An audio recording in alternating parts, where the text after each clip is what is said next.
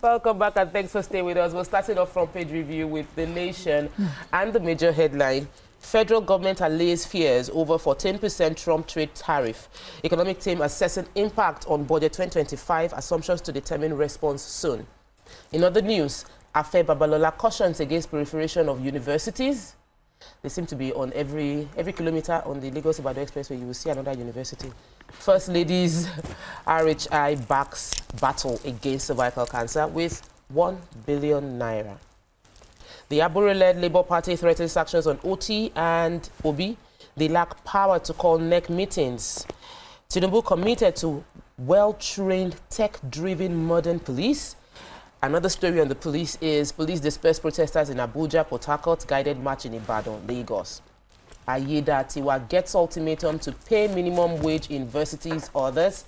19.4 billion naira contract fraud. BPP directors testify against Sirika.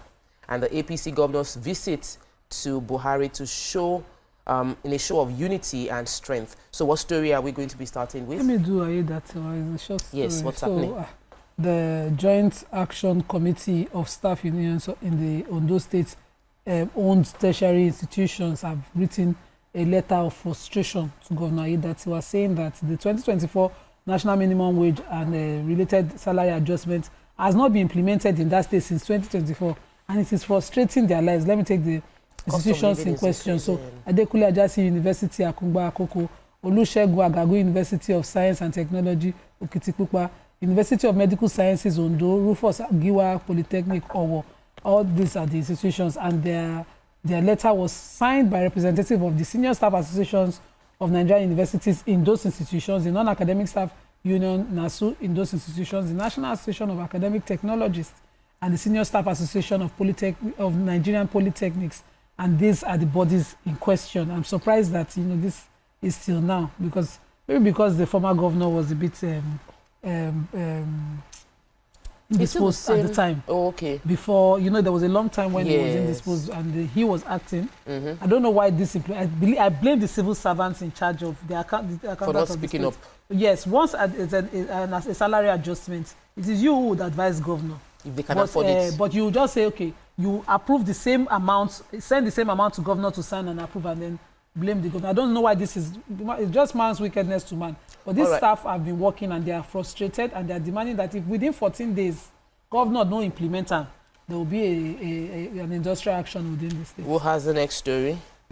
Mikey, what story? Okay. I was just trying to make sure Amaka didn't take it. The protesters in Abuja. No. Okay. The police yesterday they dispersed the protesters who stormed the streets in Abuja, Port Harcourt. Well, they went to 4 cities: Oyo, Lagos, Port Harcourt, and Abuja. And the police dispersed them in Oyo. In Abuja, they used tear gas to disperse them. The protesters were carrying placards such as "Stop the repression, let us breathe. Any law that forbids us from speaking our truth against oppression in Nigeria is no longer a law but shackles of slavery." So they had all these kind of placards, and the protests didn't have a large turnout according to the paper. I didn't see it on TV, but according to The Nation, it didn't have a large turnout. But the police were still there to disperse them. They threw tear gas. In fact, on one TV station I watched where they even beat and arrested the reporter himself. For covering the story. Because he was just there, but because they were just attacking, this was in Rivers, they were attacking everybody. They attacked plus reporter or plus everybody, beat them, put them inside their vehicle.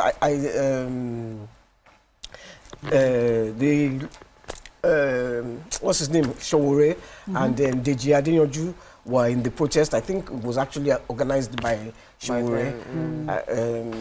I think it might be our hot topic, but whichever way. If it's our hot topic, should be allowed to protest. It is good. It is good.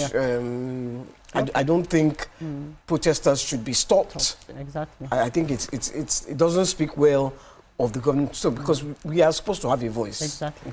That's true. So President Bola Ahmed Tinubu has restated his administration's resolve to bequeath to Nigeria a well-trained, well-motivated, well-equipped and technologically driven police force.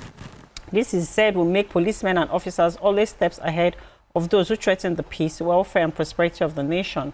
He said that April 7 has been institutionalized as an annual National Police Day to honor fallen heroes of the force. The President spoke at the maiden edition of the National Police Day, which climaxed a week-long activities to mark this year's Police Week in Abuja yesterday. The President was, of course, represented by the Vice President, Kashim Shettima.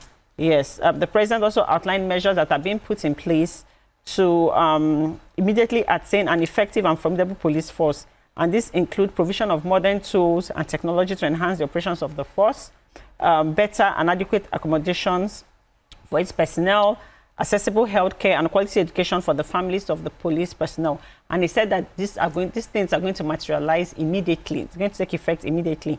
He also, the most important thing is that he also honored the officers who have made the ultimate sacrifice in the line of duty.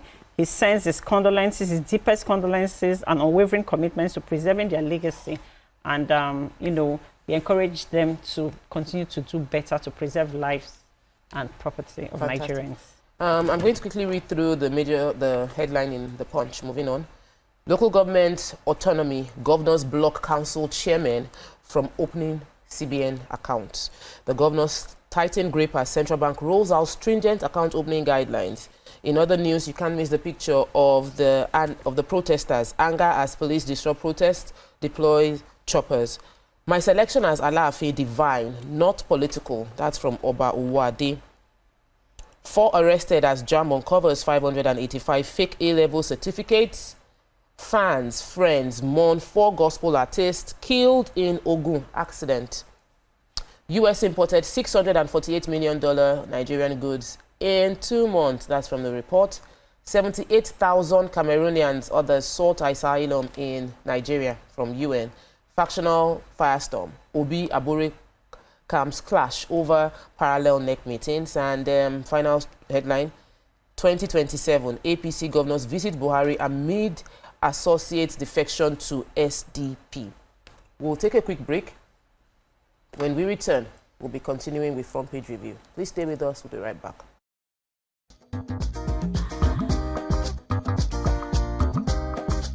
Stay tuned. Your View will be right back.